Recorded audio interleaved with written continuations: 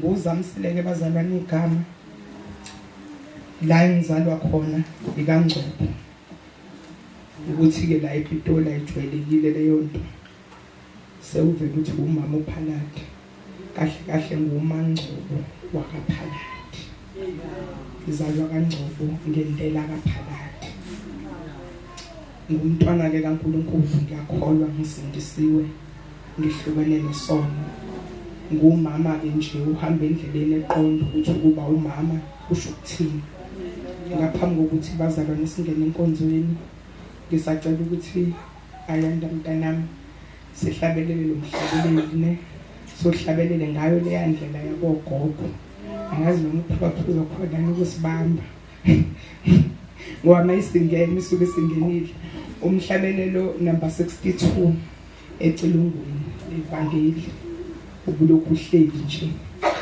enhlizweni yami bazalwane ake sihlabeleleni oh bayede kosendwele ngowane thwale lonke lelo wonke lewakuhlaba Oh,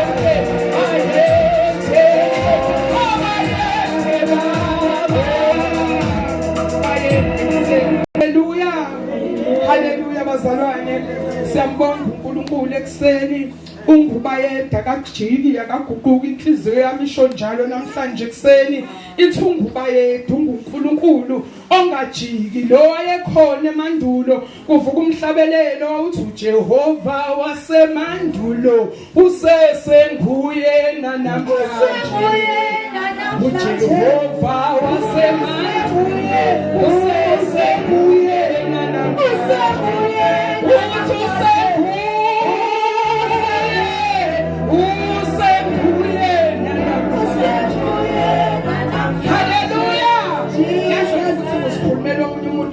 amakhorasi angikwazi kodwa nje lo mhlabelo uyavuka ukuthi uJehova wasemandulo usasenguye namhlanje lo wahamba nabantwana bakaIsrayeli owabakhipha eGibhithe wahamba nabo wadabula nabo olwandle olubovu wahamba nabo wathi kubona wathi bhekane emuva wathi lempeni ibonayo ngeke liphinde nize nibone wahamba nabo wadabula nabo ehlane kwangaba bikhukudla wa provide imana angaba bikha amanzi kwashaya amadwala kwaphuma amanzi kusewuyena osihamba naye akajikile akaguqukile noma izimo zingajika noma abantu bangajika noma kungafika civilization okwethu uNkulunkulu usasewuyena usemi ngaleyo ndlela akashintshwa isimo noma ungazi umtshela ukuthi hayi uNkulunkulu kwakuyile zakhathi abantu bazothini akashintshwa isimo wethu uNkulunkulu usasenguye namhlanje loyo nje wasemandulo usasenguye namhlanje siyabonga abazalwane ngizodlulisa inkonzo bazalwane uNkulunkulu asakayendlula kimi emavikini ambalwa adlule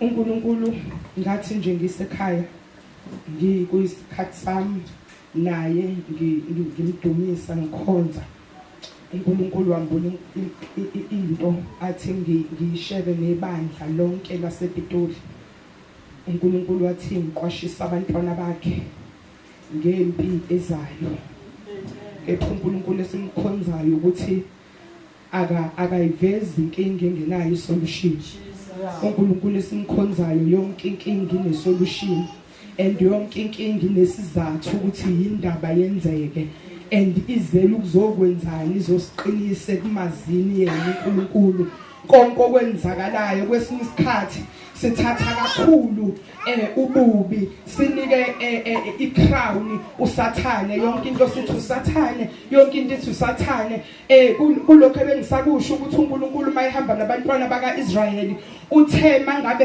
esebakhululile uFaro ukuthi bahamba abantwana bakaIsrayeli wasewathi uNkulunkulu ngizoyenza lukhuni inhliziyo kaFaro amen akuzange kube usathane ngaleso sikhathi wathi uNkulunkulu ngizoyenza lukhuni inhliziyo kaFaro ukuze mina ngidunyiswe ngoFaro kwesinye isikhathi uNkulunkulu uzenza lukhuni izinto ngoba efuna ukuthi ekugcineni kudunyiswe yena ukuba uNkulunkulu wayengazange azayenze lukhuni inhliziyo kaFaro uFaro akhiphe yonke amabutho akhe akhiphe wonke amasosha akhe nawathembe kangakanani ukuthi asale emuva abantwana bakaIsrayeli uNkulunkulu engeke azadunyiswe ngalendlela adunyiswa ngayo masebembona uNkulunkulu ebalwela ethi bhekane emuva uMose athi lempeni ibonayo athi ngeke niphinde nibone ngoba uNkulunkulu mayiseyilwa impi uyilwa iqede uNkulunkulu akazili ukuzothusa ibandla uzoliqwashisa kukhona ukuqwashisa kukhona ukuthusa kodwa uNkulunkulu athi ngidlulisa lo mbiko abazalwane ngizocela nje sifunde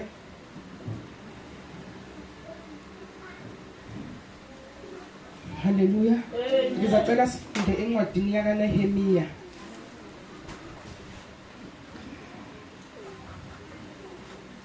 encwadini yakaNehemiya uchapter 1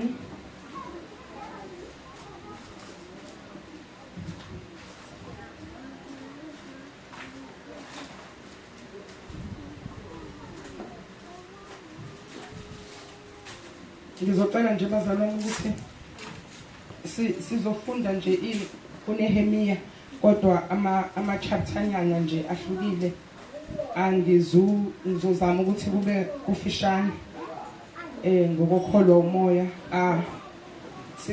kuye kube kuhle ukuthi masifunde abazalwane sifunde ukuthi sonke si-understand ngoba saba lento yokuthi baba uMncwango asifundi ivesi elilodwa bese siyagida ngalo abazalwane benga-understand ukuthi kuze kukhulunywe kangaka ngalelo vesi kwakade kuthiwani yayikade indaba iqalaphi kuze mhlawumbe abazalwane sibe ne-background nyani.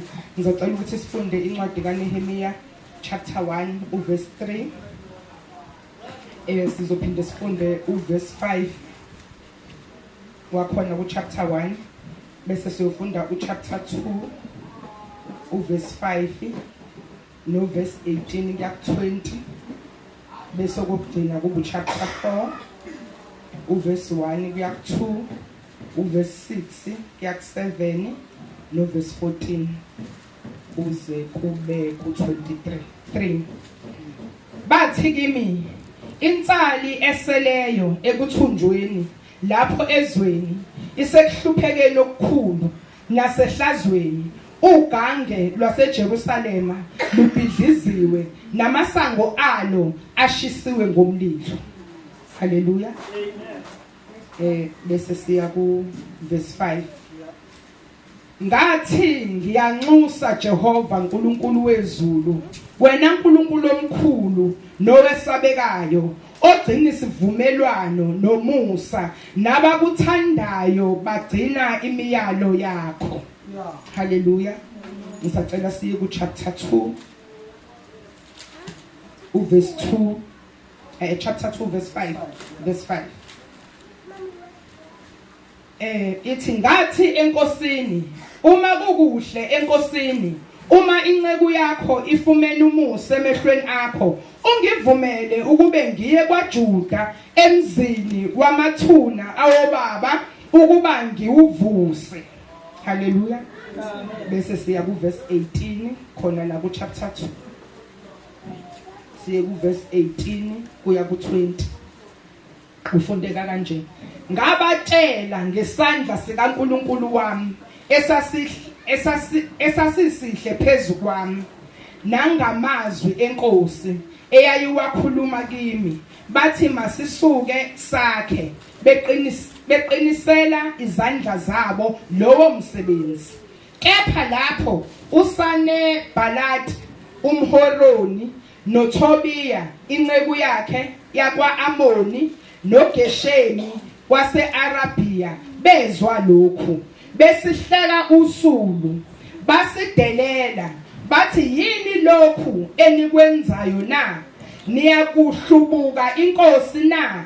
Ngase ngibabuyisela amazwi ngathi kubo uNkulunkulu wezulu uyakusiphumelelisa ngalokhu thina zinceku zakhe siyakusuka sakhe, kepha nina aninasabelo nalungelo nasikhumbuzo eJerusalema. Haleluya. Ngisacela siye ku chapter 4 verse 1 and 2. Uverse 1 ufundeka kanje.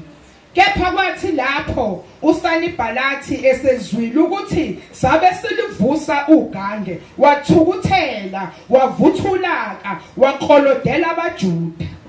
Verse 2 wakhuluma phambi kwabafowabo nempi yaseSamaria wathi benzani labaJuda abangenamandla na? Bayekwe bebodwa na? Bahlabe yini? Bakuqede ngosuku na? Bavuse amatshe emfuthumfuthwini yamabibi lokhu esishiwe na? Ngicela verse 6 bazalwane. Verse 6 sase sivusa ke ugange lonke ugange lwahlanganiswa kwaze kwagamanga ngokuba abantu babenenhliziyo yokusebenza. Kepha kwathi oSanibhalathi noTobiya nabase-Arabiya nabakwa-Amoni nabase-Ashidodi sebezwa ukuthi ukulungiswa kwezingange zaseJerusalema kuyaqhubeka nokuthi izimfa seziqale ukuvaleka bathukuthela kakhulu.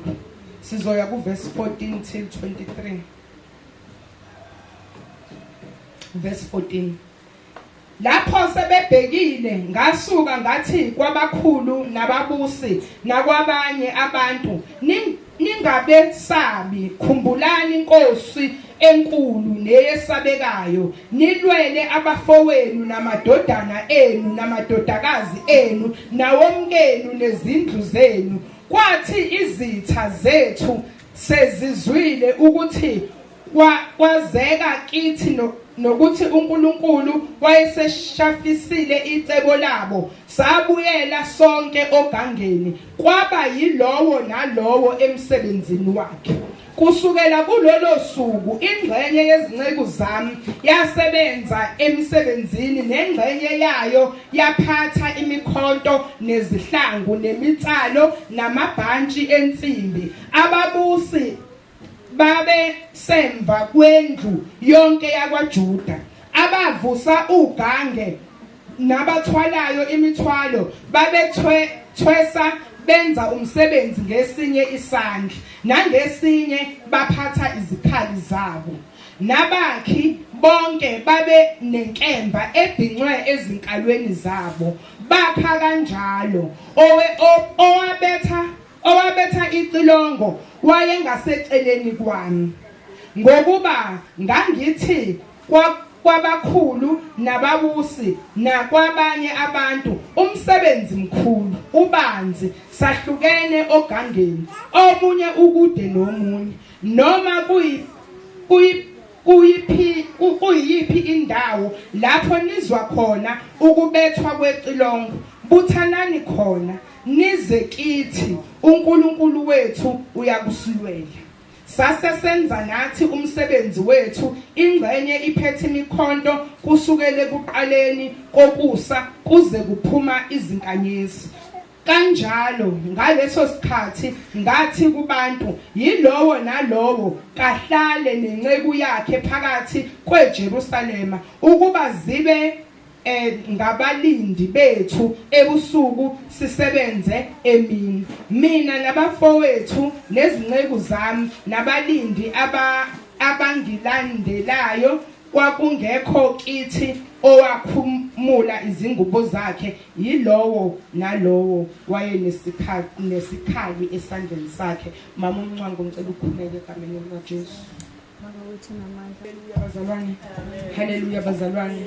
Bazalwane, ngithi niyazi ukuthi at some point sonke sasewumuntu munye, sikhuluma ulimi olulodwa, sizwana sonke. Namhlanje loyo moya kaNkulunkulu uzokwehlela kule ndawo, sizozwana. Akekho ozodulika kodwa sizozwana, ngoba umoya ngokuhadebe waba umntwana waphefumulela lo munye, sonke siphefumula umoya kaNkulunkulu. Akwenzeki ukuthi ngeke sizwane mase sisendlini yaNkulunkulu.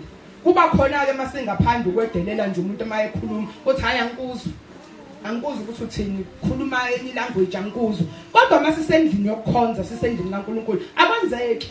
Noma ngaqhamuka umuntu manje owumthonga azoma la shumayela ivangeli uzozwa.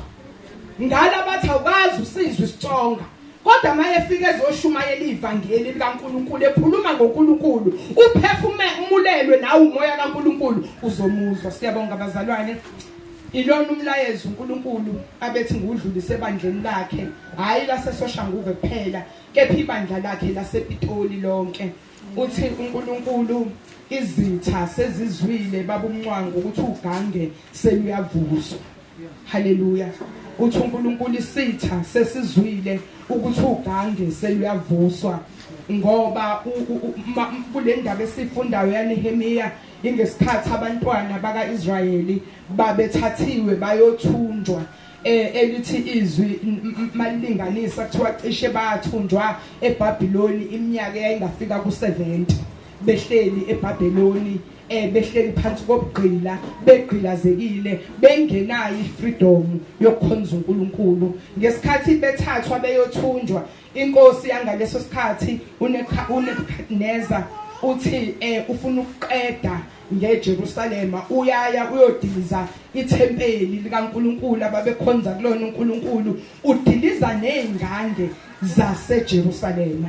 So ke uNkulunkulu la khona la mawuhamba nayo indaba, ngicabanga ukuthi le incwadi yamakhosi emumva la uNkulunkulu khona ethi uza appointa enye inkosi ezweni laseBhabheli, besenza inhliziyo yayo ukuthi ilunge, ivumela abantwana ukuthi babuyele back ekhaya beyokwakha ithempeli, beyovusa ingange. Namhlanje uNkulunkulu ulethe ibandla endaweni yasePitoli ukuthi lizovusa ingange zendawo yasePitoli. Ingangeke ngalesa sikhathi zazibekwa ukuthi kube khona iprotection, indawo ibe protected, indawo abantu mabengaphakathi bazizwele ukuthi ba protected. So uNkulunkulu ubona isidingo sokuthi ingange zasePitoli azisekho protected, seziwile, isitha sizishisile, sathatha abantwana sabathumba. Bakhona bahleli izakhamuzi, omunye angathi angibuza ukuthi uthini ngoba nampa abantu abathunjiwe bakhona bahleli kodwa basekuthunjweni bekhona behleli la ngoba ugange seluwile. Ugange alisekho, iprotection ayisekho. So uNkulunkulu uthemba ibandla, uNkulunkulu uthatha ibandla lakhe wazolifaka ePitoli. Engikuthandayo mawubheka la uNehemiya uyena owahamba wakulangazelela ukuthi ayovusa ingange. uNkulunkulu akabhekanga ukuthi hayi fanele baze babe 1000, fanele baze babe imiliyoni abantu abazovusa ugange. Wathatha uNehemiya wathi akabahole khona emncinyana emngako, khona beyiqeqebana bebangako. So inumber doesn't matter bazalwane ukuthi sibangakanani. uNkulunkulu uthe akuzovuswa ugange lasePitoli ukuze indawo yasePitoli ibe safe. Ubalethile uNkulunkulu abantwana bakhe ukuthi bazovusa ugange lasendaweni yasePitoli. Sengena lana ke uNehemiya uyaqala uthi hayi insali eyayisalile uyizwela ubuhlungu basehlazweni ngoba ugange alisekho. Ukuthi ke mangabe umuntu ungasenayo uNkulunkulu usehlazweni, noma ungazuphile sikubona uphila uhamba sithi kunomali, noma ungaba nezimoto ezinkulu, noma ungaba nomuzi omuhle, noma ungaba nakho konke, kodwa mawusuhamba uphila ungenayo uNkulunkulu usehlazweni. Sibona ubunqunu bakho thina, wena uthi ugqokile kodwa usuke usuhamba nqunu ngoba unayo uNkulunkulu. So ke la uNehemiya uthi ngizwile ukuthi insali esele isehlazweni ngoba ugange sendilikile. So uthi yena ufuna ukuzokwakha ugange, iwona lamadoda uNkulunkulu awasendile, ilona leli bandla uNkulunkulu alisendile endaweni yasePitoli ukuthi aluzovusa ugange ngoba abantu bakaNkulunkulu basehlazweni. Banakho konke, bacabanga ukuthi khamba kahle konke, kanti basehlazweni ngoba basenayo uNkulunkulu, ngoba ugange selidilikile. Uyasuka kuNehemiya uya enkosini yendawo, ufika kuyona uyacela uthi mawungangivumela ukuthi ngihambe ngovusa indonga, uthi la kukhona amathuna bobabamkhulu ukuze nawo azoprotecteka. Uthi uNkulunkulu namhlanje uthi lawo mathuna bobabamkhulu ayerepresent inhliziyo yomuntu.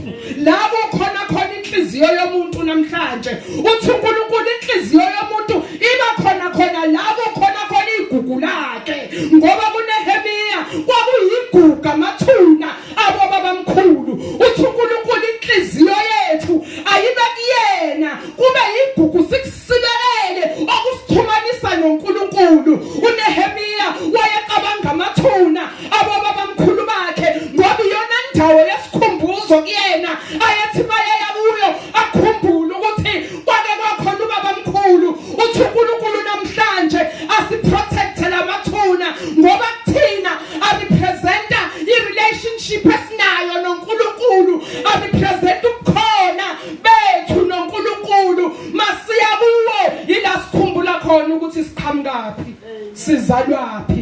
singobani ngoba sizalwa uNkulunkulu ophilayo ophezulu kwakho konke. Esekwenzileke lokhu Nehemiya uyayithola ipermission bathi kulungile ungahamba uyowavusa lawo mathuna uyovusa ugange. I mean to say bathi ungahamba uyolivusa ugange bazalwane namhlanje ngisasho ukuthi lumini protection kaNkulunkulu phakathi kwendawo. So mangabe uNkulunkulu elisendile ibandla phakathi kwendawo yakhe yasePitoli ukuthi alizibandla lizovusa ugange ukuze protection yaNkulunkulu iphinde ibuye ibe khona phakathi kwendawo yasePitoli. So ke bazalwane iyaqhubeka indaba kuba khona amadoda ahle kuNehemiya bathi wenzani lona benzani labaJuda abangenamandla kangaka bathi yini le abayenzayo kukhona laba ze bafike khona bathi nalolu gangathi uyalivusa lunteke bathi ngisho kungaqhamuka ifox bathi yini kambe ifox ngesizulu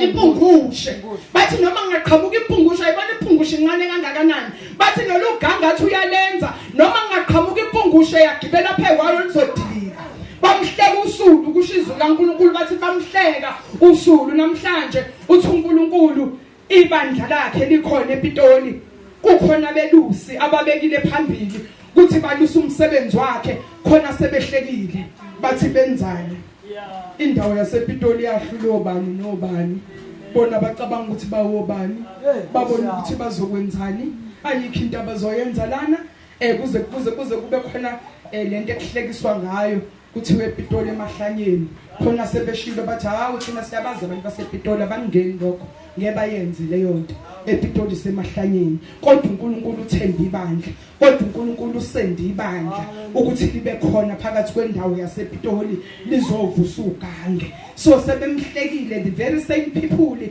abamhlekayo uNehemiya bethi yini le ayenzayo mase sifunda ngalena ku chapter 2 is the very same people abathi mase belibona ugange ukuthi liyakhuphuka badina lithizwe bathukuthela bathi benzani laba bathi bangaqeda ngosuku lokho abakwenzayo bazoyihlabela inkosi yabo kulokho abakwenzayo yini le abayenzayo namhlanje ibandla likhona uthi uNkulunkulu angiqwashisa ibandla ukuthi kunabantu abazomelana nomsebenzi kaNkulunkulu ozokwenzeka endaweni yasePitoli. Nihlale bazalwane nikulindele lokho kuyi-part and parcel of the process. Ngeke size sikubalekele masikubalekela ngesifike la siyakhona njengoba abantwana bakaIsrayeli babedabula elwandle khona laba ze bafika khona kuneyinyoka ezazidla abantu bafe kodwa uNkulunkulu kwakuyi-part ye-process ukuthi kumele badlule nakhona. So naleyo ukuthi ibandla lizohlaselwa abazalwane lizohlaselwa ngoba kunabantu abangawuthokozeli umsebenzi wokuthi uNkulunkulu uyazivusa ingange zasePitoli abathokozile nakancane bathi sizobona ukuthi nje umncwango nje yena lo esimaziyo ucabanga ukuthi angaphatha ibandla uyini yena ubani yena bayanyatha abazalwane kodwa uNkulunkulu esimkhonzayo uNkulunkulu esimthembayo uyama nomuntu akayi ngokuthi omunye umuntu uthini uNkulunkulu ongachemi namuntu uNkulunkulu wethu akami nesixuku esithile sabantu kephuma nabantu bakhe abenza izwi lakhe ngalendlela athe balenze ngalo. uNehemiya useyakhuluma neqeqeba labantu akade ezosebenza nabo uthi kubona ningathuki ningadangali ngoba uNkulunkulu esimkhonzayo uzosilwela. uNkulunkulu esimkhonzayo bandla lasePitoli uzosilwela. uNkulunkulu esimkhonzayo uNkulunkulu masithatha konke sibeka kuyena uzosilwela. uNkulunkulu besiyahamba baqhubeke balivuse ugange uthi uNkulunkulu ibandla lizohlaselwa kunjalo kufika kule ndawo le uNehemiya athi khona kuyona ngabe sengibona ukuthi bonke abantu abasebenzayo kulomsebenzi kaNkulunkulu abasogangeni ngizothatha ama-security bese ngiyawabeka emva kwabo baqhubeke basebenze. Uthi masebesebenza bayothi mabesebenza ngesinye isandla, esinye isandla siyobe siphethe ikhali. Uthi abakhayo bayobhinqa inkemba okhalweni labo. Uthi bese kuthi lozoshaya itilongo uzohlala la eduze kwami ngoba ugange likhulu sikude. Abanye baseMontana, abanye baseSoshanguve, abanye baseMidrand, lukhulu ugange kodwa kufanele lihlangane. Uthi-ke uNehemiya uthi ngizobeka eduze kwami ozoshaya itilongo ukuthi naye noma ingasiphi isikhathi makukhona ezukhala kwetilongo bese niyagijima nizohlangana ndawonye. Uthi kuNkulunkulu namhlanje ebandleni laseSoshanguve akube njalo.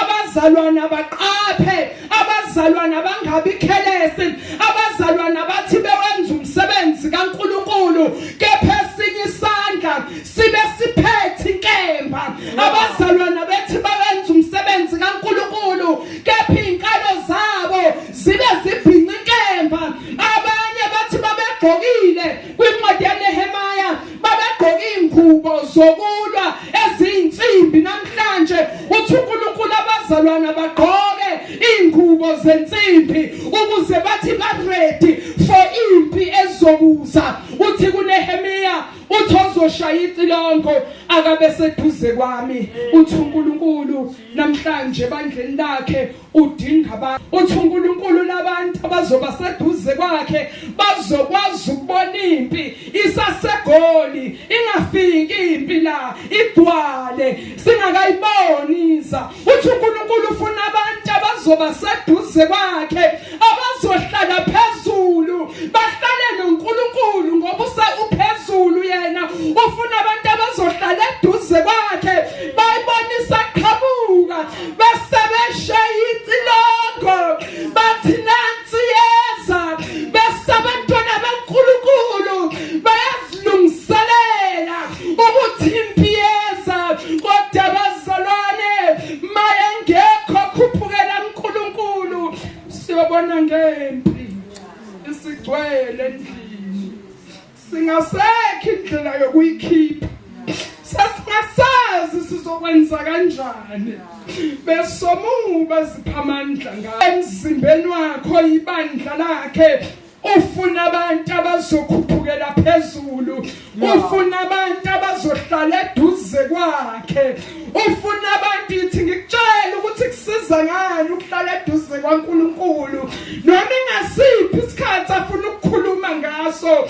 Ulawe neduze kwakhe uzokhuluma ngaleso sikhathi akutshela indaba zaphezulu bese kuba protected abakhe. Asibayekeni abakhayo baqhubeke bakhe kepha emzimbeni kaNkulunkulu asibambeni iposition yethu. Wonke umuntu omunye nomunye akahlala endaweni yakhe, omunye nomunye akahlala endaweni yakhe. Namhlanje bazalwana sikulwele ukuthi singaphumi kule ndawo umuntu engazazi ukuthi yena emzimbeni kaKristu uyiphi part yomzimba, emzimbeni kaKristu uyiphi part yomzimba.